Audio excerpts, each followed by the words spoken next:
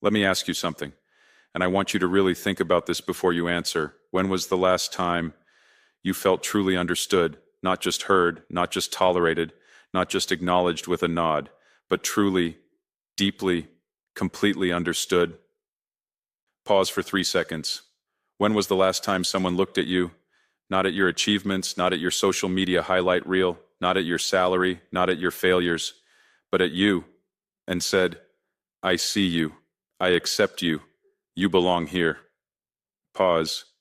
If you're struggling to remember that moment, if you had to dig deep into your memory, if you realized it's been months, maybe years, since you felt that way, then this speech is for you. Because here's what I've discovered after years of studying human behavior, relationships, and psychology. Most people are not failing at their careers. Most people are not failing at their finances. Most people are not failing at their goals. Most people are failing at connection. And that one failure, that one missing piece, is costing them everything: their happiness, their health, their purpose, their peace. Today, I want to talk about the one connection that will change your life forever. And before this talk is over, I promise you, you will never see your relationships the same way again. Let me share a statistic that should shock all of us. According to a study published by Harvard University, 1 in 3 Americans feel seriously lonely. Not just a little lonely on a Friday night, but deeply, chronically, painfully lonely. The former U.S. Surgeon General, Dr. Vivek Murthy, declared loneliness a national health epidemic. He said, and this is remarkable, that the health impact of loneliness is equivalent to smoking 15 cigarettes a day. Let that sink in. We have entire government campaigns about the dangers of smoking. We put warning labels on cigarette boxes. We spend billions on anti-smoking awareness. But nobody is talking about the epidemic of disconnection that is quietly destroying lives from the inside out. And you know what's ironic? We live in the most connected era in human history. We have smartphones. We have Instagram, Facebook, WhatsApp, TikTok, LinkedIn, Twitter, Snapchat. We have access to billions of people at the touch of a button. And yet, we have never been more lonely. Why? Because we confuse connection with communication. We confuse presence with proximity. We confuse followers with friends. We are talking more and connecting less. We are sharing more and feeling less understood. We are surrounded by people and starving for real intimacy. And this is the crisis of our generation. So, what exactly is real connection? Let me define it for you clearly, because most people have never thought about it this deeply. Real connection is not about how much time you spend with someone. Real connection is not about how many memories you share. Real connection is not even about how much you love someone. Real connection is the experience of being fully seen, fully known, and fully accepted at the same time. Now here's the key word in that definition: fully. Not partially seen, not conditionally accepted, not selectively known, fully. Most of our relationships operate on conditions, unspoken contracts. I will love you as long as you are successful. I will support you as long as you support me back. I will stay as long as you make me comfortable. That is not connection, that is transaction. Real connection says something different. It says, I see your strengths and your weaknesses. I know your dreams and your fears. I know who you are when you're shining and when you're struggling, and I choose to stay. That is the connection that changes everything. And here's what's fascinating about human psychology. We don't actually need hundreds of those connections. Research by Professor Robin Dunbar at Oxford University tells us that humans can maintain stable social relationships with about 150 people max. But the deep, meaningful connections that actually transform us, we only need 3 to 5 of those in our entire lifetime. 3 to 5 people who really know you. Isn't that both comforting and terrifying at the same time? Now, I want to teach you something that nobody taught you in school. Connection doesn't happen at one level. It happens in layers. And most people never go beyond layer 1. Layer 1, surface connection. This is the connection of convenience. Hey, how are you? Good, thanks you. This is the connection of your coworkers, your neighbors, the people you see at the gym. It feels comfortable, it's pleasant, but it costs you nothing and gives you nothing deep in return. Most people's lives are filled with layer 1 connections, and they wonder why they feel empty. Layer 2, situational connection. This is where things get a little deeper. This is connection built around shared experiences. Your college friends, your teammates, your work colleagues who went through a tough project together.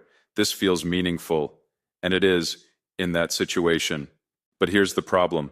When the situation changes, when college ends, when the team breaks up, when the project is over, the connection often disappears too, because it wasn't built on who you are.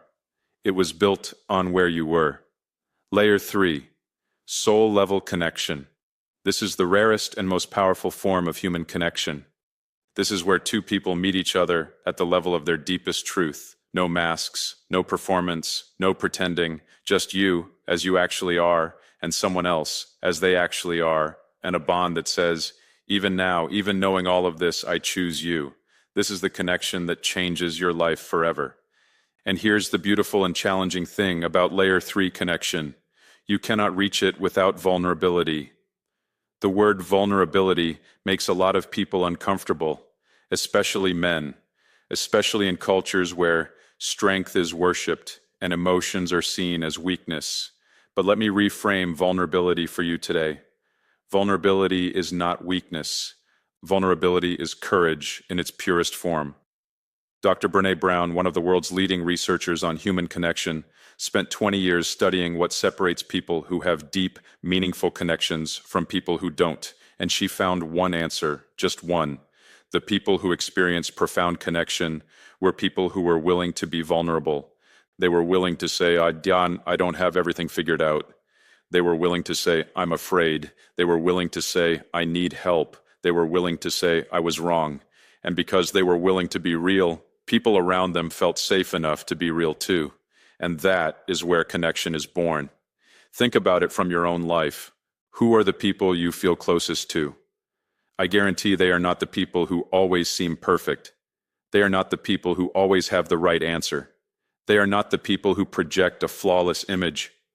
The people you feel closest to are the people who let you see them struggle, who laughed about their mistakes, who cried in front of you, who said, I don't know, who said, I'm sorry, because in their honesty, you saw yourself, and that recognition, oh, you too, I thought I was the only one.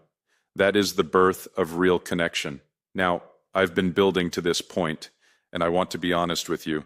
When I say the one connection that will change you forever, I'm talking about something more fundamental than your best friend, more important than your romantic partner, more transformative than your mentor. I'm talking about your connection with yourself. Pause. I know some of you just thought, oh, this is going to be one of those self-love speeches. Stay with me, because this is not what you think it is. Here is the most important psychological truth I can offer you today. You cannot genuinely connect with anyone else until you have genuinely connected with yourself. This is not a motivational cliche. This is backed by decades of psychological research. When you don't know who you are, your values, your needs, your wounds, your gifts, you walk into every relationship as a mystery to yourself, and you start doing what millions of people do. You become whoever the other person needs you to be. You perform instead of present. You people please instead of communicate. You lose yourself trying to keep others. And eventually you look in the mirror and you don't recognize the person looking back at you. That is not connection. That is disappearance. The connection with yourself is the foundation. Everything else is built on top of it. When you know who you are, you attract people who love you, not the character you play. When you know your worth, you stop accepting relationships that drain you. When you are at peace with yourself, you bring peace into your relationships. When you love yourself genuinely, not arrogantly, you have something real to offer to others. Self-connection is not selfish. It is the prerequisite for everything meaningful. Okay, so how do we actually do this? Let me give you 5 practical, actionable steps. Step 1, practice radical honesty with yourself. Every morning, before you perform for the world, ask yourself, how am I actually feeling today? What do I actually need today? What am I afraid of today? Not what you think you should feel, not what looks good, the truth. Keep a journal, write it down. The simple act of writing your honest thoughts is one of the most powerful tools for self-connection ever discovered. Step 2, identify your core values. Most people have no idea what they actually value. They're living by inherited beliefs, values their parents had, their culture had, their religion had, without ever asking, is this mine? Sit down. Write out, what are the 5 things I cannot compromise on? What matters most deeply to me? When you know your values, every decision becomes clearer. Every relationship becomes easier to evaluate. Step 3. Learn your attachment style. This is life-changing information. Psychologists have identified 4 main attachment styles: secure, anxious, avoidant, and fearful avoidant. Your attachment style was shaped in childhood, and it determines how you connect with others, whether you cling or push away, whether you trust easily or guard yourself. Understanding your attachment style gives you the power to change your patterns. Step 4. Spend time alone, intentionally not scrolling, not Netflix, not staying busy to avoid your thoughts. Real solitude. Sit with yourself. Walk in nature. Meditate. Pray. Reflect. The people who are most comfortable in relationships are the people who are most comfortable being alone, because they're not desperate for others to complete them. They're already whole. Step 5. Forgive yourself. This is the hardest one, and the most important one. Many of us are carrying shame from our past, mistakes we made, words we said, choices we regret. And that shame creates a wall, not just between you and others, but between you and yourself. You cannot connect deeply with someone you resent. And if you resent yourself, you are disconnected from the most important relationship you will ever have. Forgiveness is not saying what happened was okay. Forgiveness is saying, I refuse to let my past define my present. I am more than my worst moments. I choose to move forward. I want to zoom out for a moment and talk about the bigger picture. At the end of your life, and I know this is uncomfortable, but stay with me. At the end of your life, you will not be remembered for your job title. You will not be remembered for your bank account. You will not be remembered for the car you drove or the house you lived in. You will be remembered for how you made people feel. You will be remembered for the moments of real connection, the conversations that changed someone's direction, the hug that helped someone survive a dark night, the words you said when someone needed to hear them most. Research from Cornell University asked elderly people what they regretted most. The number one answer was not, I wish I had worked harder. The number one answer was, I wish I had been more present in my relationships. Real connection is not just the key to a happy life. It is the key to a meaningful life, and meaningful lives create ripples that outlast us. Think about the people who changed your life, probably not because of what they achieved, but because of how they connected with you. A teacher who believed in you, a friend who stayed when others left, a parent who listened without judgment, a stranger who said the right thing at the right moment. One real connection at the right moment can redirect an entire life. You have that power every single day. We are living in a world that is getting faster, louder, more distracted, and more disconnected. And in the middle of all that noise, the most revolutionary act you can commit is to slow down and genuinely connect with yourself first, then with others. To put down the phone and look someone in the eyes, to ask, how are you really? And actually wait for the answer. To share something true about yourself instead of something impressive. To be present in a world that has forgotten how. This is not soft. This is not weak. This is not idealistic. This is the most important work of your life, because every problem in the world, every conflict, every war, every broken family, every addiction, every act of violence, at its root is a story of disconnection. And every solution to those problems begins with one act of genuine connection. You don't have to change the whole world today. Start with one person. Start with yourself. I want to leave you with one final thought. Somewhere in this room, or in your life right now, there is someone who needs a real connection. Maybe it's a family member you've been too busy for. Maybe it's a friend you've been meaning to call. Maybe it's a colleague you've never really talked to. Maybe it's yourself, the version of you that you've been ignoring, pushing down, running away from. That connection is waiting for you. It will cost you something. It will require courage. It will demand that you show up as you actually are, not as you wish you were. But I promise you this, the moment you make that connection, real, honest, soul-level connection, everything changes. Your world gets bigger, your heart gets lighter, your life gets meaning. It didn't have before. This is the one connection that will change you forever, not because it's perfect, but because it's real.